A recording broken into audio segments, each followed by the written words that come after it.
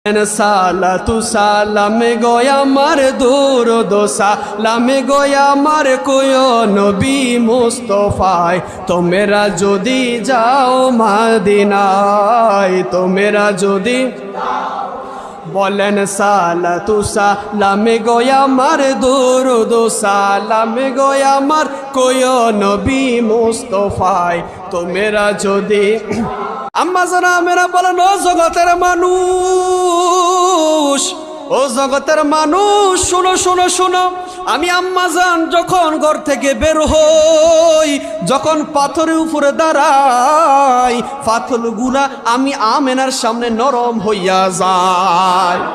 আমি পাথরকে জিজ্ঞাসা করি ও পাথর তুমি কেন নরম হইয়া যাও পাথর ডাক দিয়া বলো আমেনা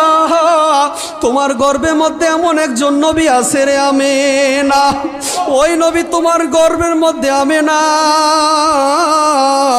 আমার নবী যদি তুমি পাথরের উপরে দাঁড়াইলে পাথর শক্ত তুমি যদি